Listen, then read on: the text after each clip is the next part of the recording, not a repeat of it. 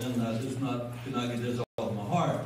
So I want to follow the Lord and try to bring this message to you this morning. And let's look at the 8th chapter of the book of Genesis.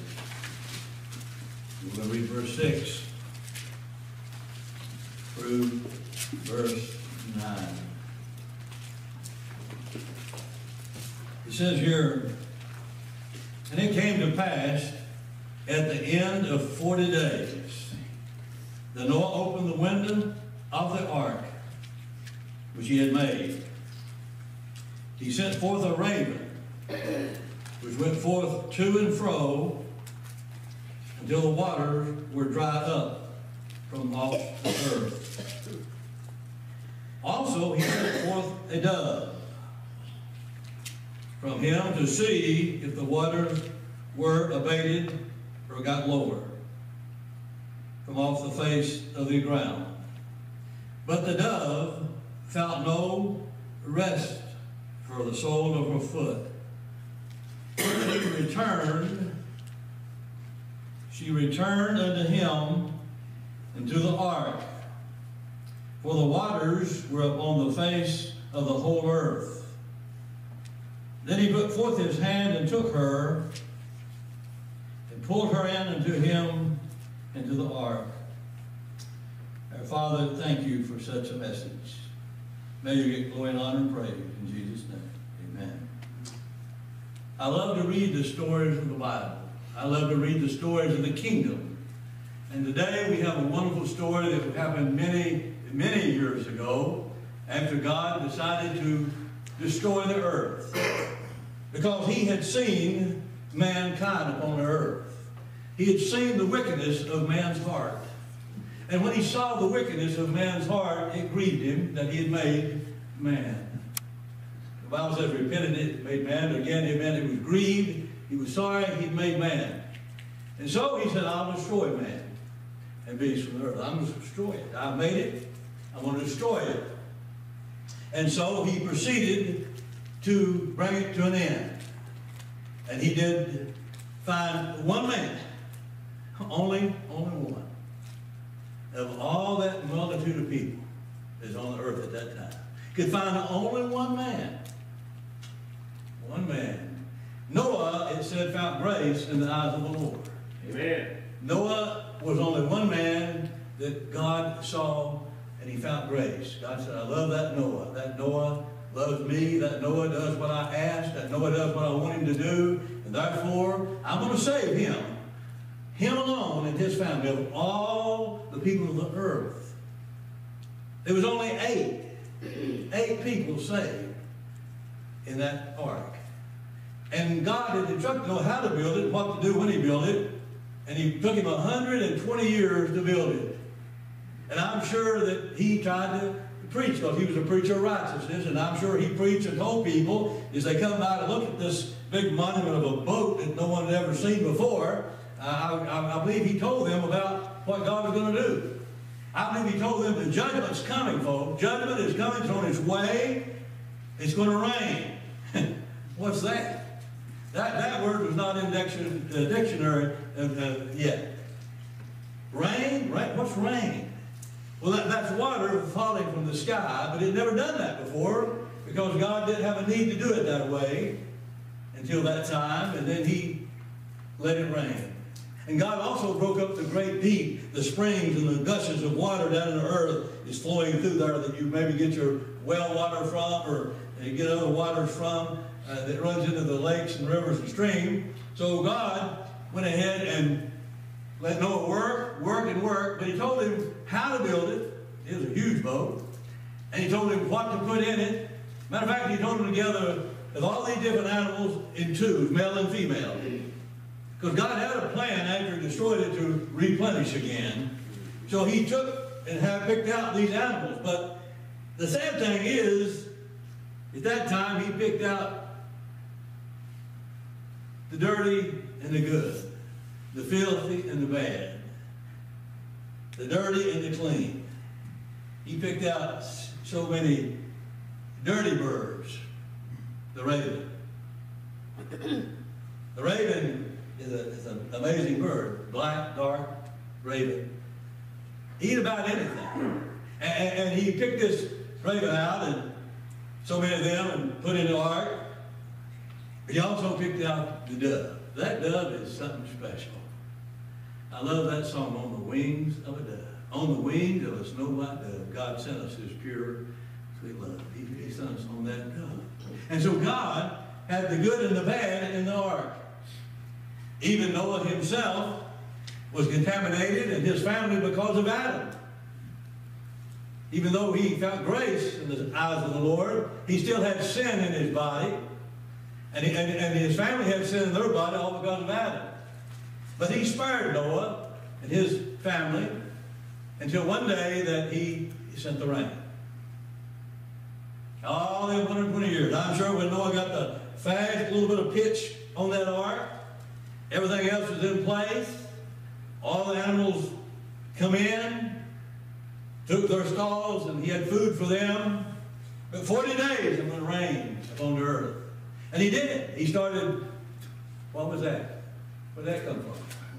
Another drop, another drop, another drop. Then more and more drops. He just started pouring the rain. And not only did he pour the rain, but God broke up the great deep and flooded the earth. He covered it completely, folks. I mean completely. There was no dry land anywhere. They were 25 feet above all the highest mountains there are down there. It was even above that high. He covered every mountain. There was nothing, nowhere to be seen but water. Water, water, water. And so, after those 40 days, it rained day and night. They were wondering, I guess, what was going on. Noah wondering, well, I wonder, the rain must have stopped. Don't hear any more raindrops. Don't see any more rain. Because they only had one window. It was right at the top, a little old cubic window, about an 18-inch window. That's all they had. Had a big door in the side. And then he allowed all them animals to come up that ramp into that ark. His family come in that way because God was in the ark. Because God said to Noah, come thou and thy family into the ark. You come on in right now. And the Lord, the Bible says the Lord shut the door.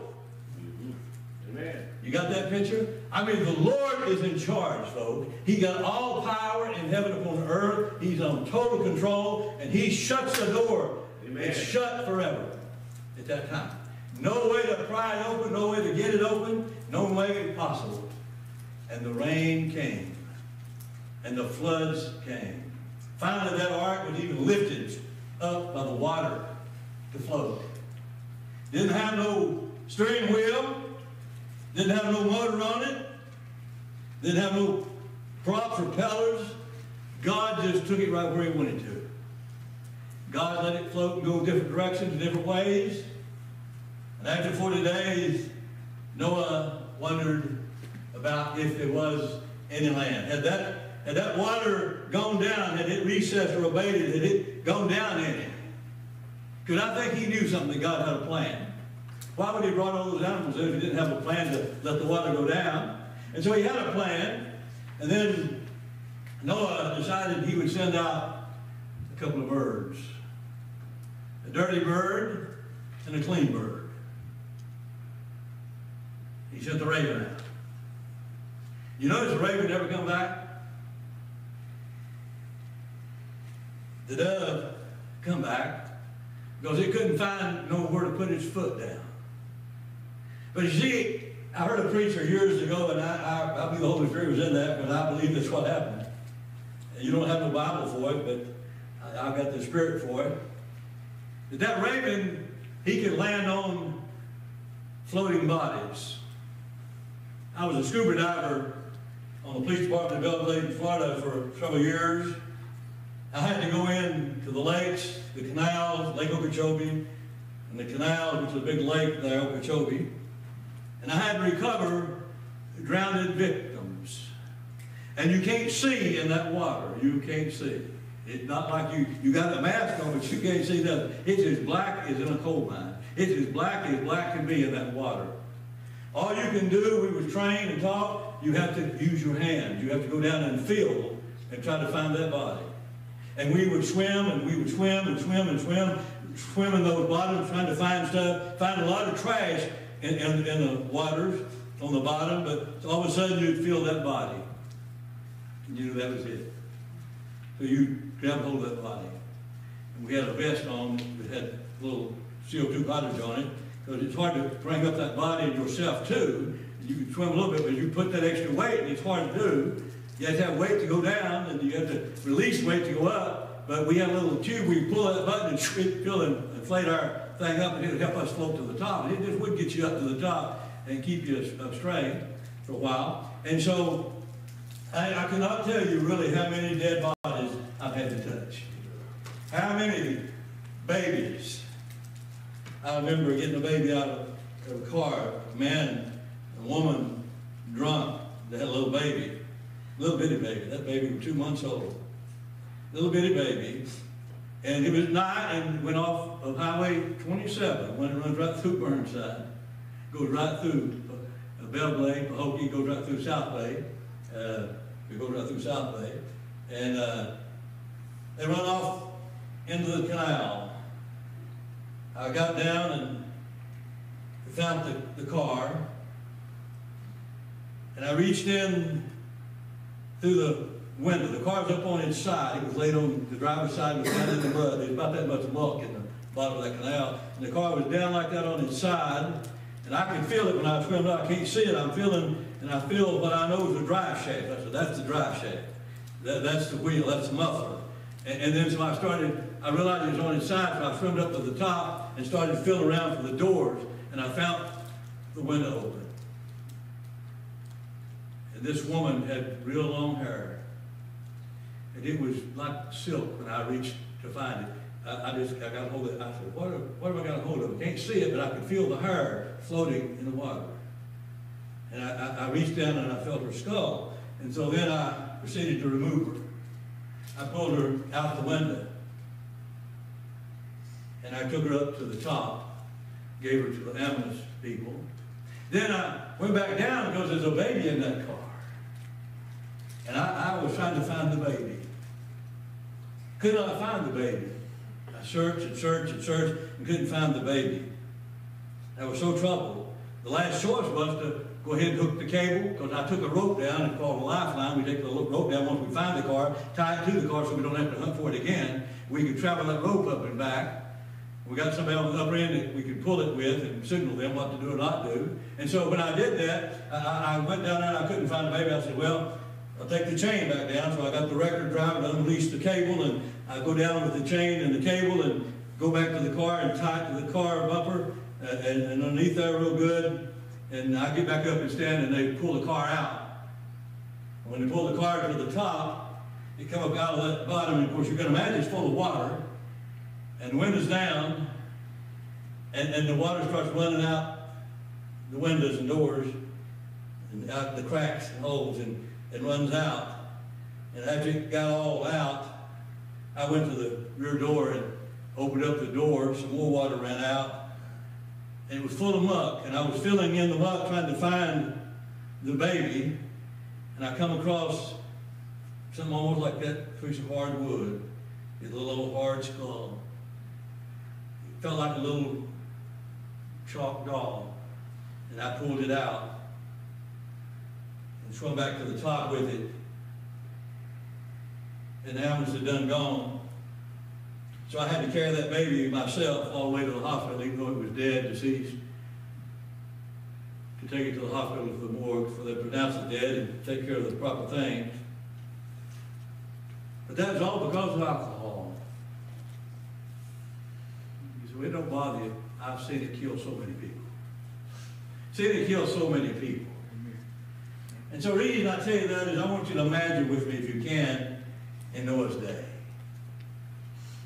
Some bodies did not float. See, after a while, it depends on how they go down. We find bodies floating in the canal. Some will float, some won't float. It just depends on how they drown and how they die. But here, I can imagine these bodies floating on this surface. Drowned, floating to the top. And then, I'm trying to imagine the decay, maybe. After 4 days, the body starts rotting. And I can imagine little blackbirds, they're filthy and dirty. They had somewhere to put their foot. They could light on a horse, a mule, blow it up, or a human being. But that dove left that ark, flying so beautiful, looking and looking, but could not find no place, the Bible said, to put its foot. Not one speck of dirt or soil could it find. It was still covered. The raven didn't come back because he was comfortable out there in that filth.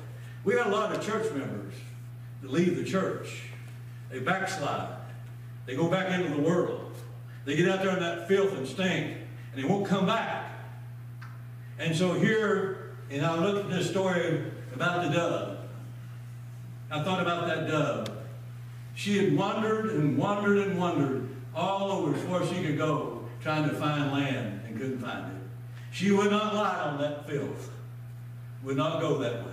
Would not lie down that old dead body. That raven found a place for its foot. But that dove would not, and she was flying and flying and flying. We got a lot of Christians out here in the world, and they're flying and flying and flying, going here, going there, doing this, doing that. They can't find no rest. They can't find no peace. And they're wandering. And finally, they're trying to say, I'm going back to God. I'm going to go back and tell God I have sinned against him in heaven, and I'm not worthy to be his son. I'm going to go back and tell my Father that I'm not worthy. Because there's nothing out here for me. I've tried all this. It don't make no sense. There's no pleasure in it no more. It ain't what it used to be. And so I just imagine that dove as she's trying to make it back, almost exhausted from wandering and wandering and wandering and looking and looking and looking, and can't find nothing. She's almost wore out. She almost don't make it back to the ark. She is so weak. She don't have the energy to fly into the hole. She just flies up to the edge of it and sits down, and Noah reached out and pulled that dove into himself, into the ark. That's what God has to do sometimes. That's what our Lord does sometimes. As you wander and get out into sin and filth, and you don't have enough energy to come back to God. You don't have enough willpower to come back to God anymore. But the whole idea of this thing is what the dove had to do was, it says in verse 9 there, and she returned unto the ark. And I titled this message, Only Return. That's all God wants. He don't care about the filth you touched. He don't care about the stink you got involved in. All God wants you to do is return to him. Amen. And I'll guarantee you that he will reach out his arm and pull you into himself, and you'll be where you need to be. That's right. Amen. We got too many Christians that's not living for God.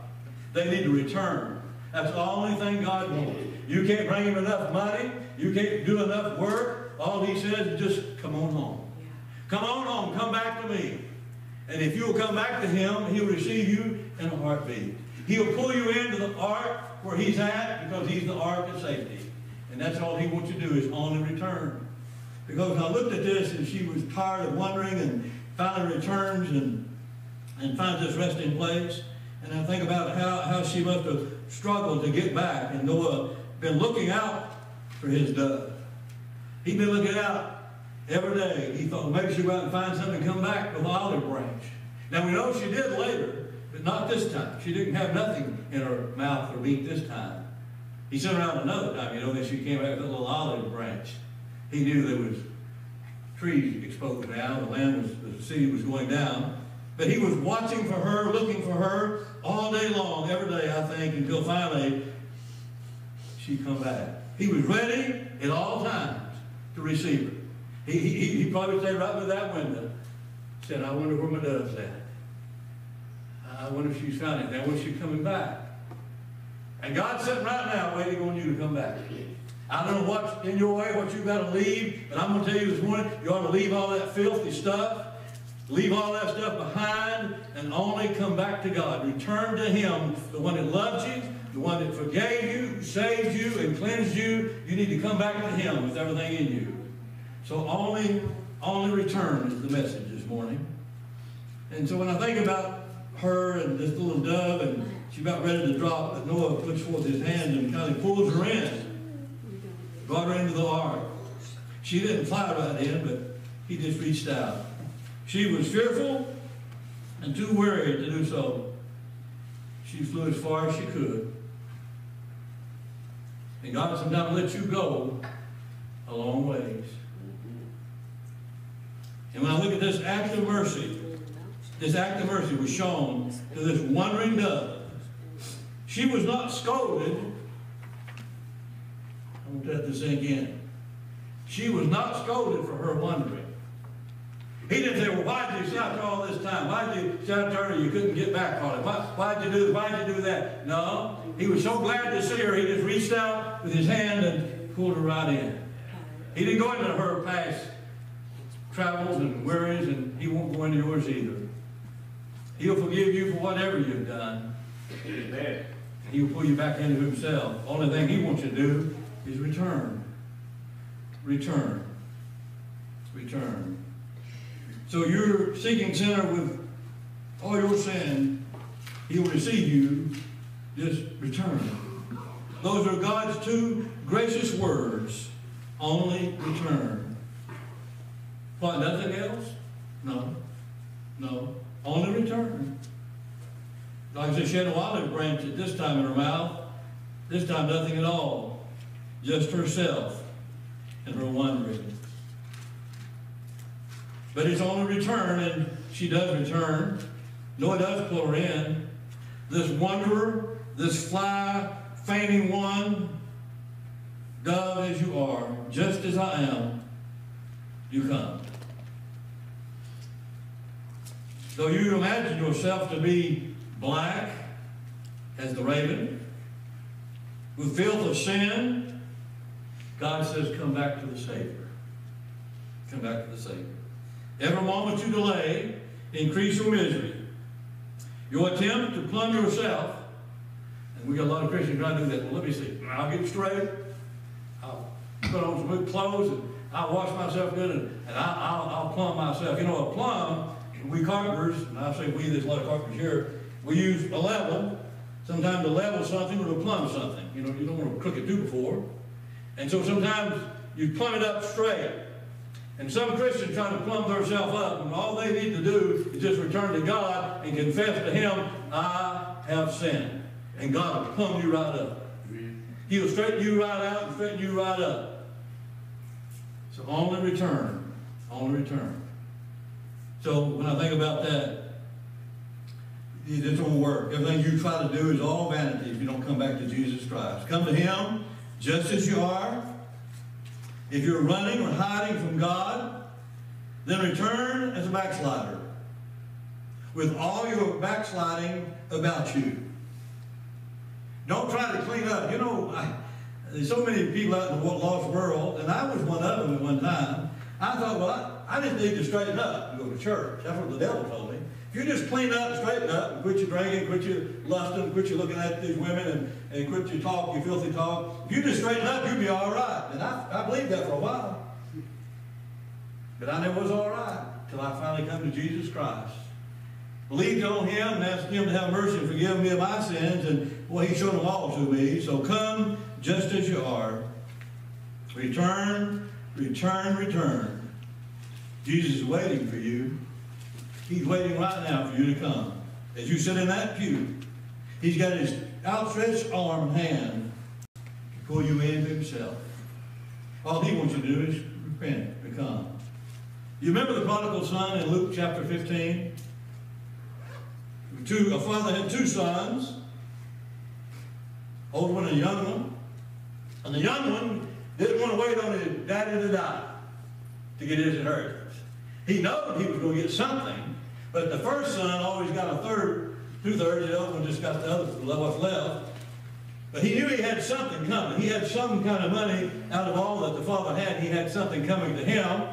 And so what he wanted to do was, he was just tired of being at home and having to do this and do that, and listen to mom and listen to dad, and can't do this, and he can't do that, and he can't do this. He just wanted to get away from the house. He wanted to get away from God. He wanted to get away from everything. So he just tells his father, Daddy, I want you to go ahead and give me mine now. Just count it out to me, whatever it is. I'm going to leave home. I'm tired of this life. I'm going to leave home. I'm going to go out here and have fun with the guys and girls. I just want to go out in the world.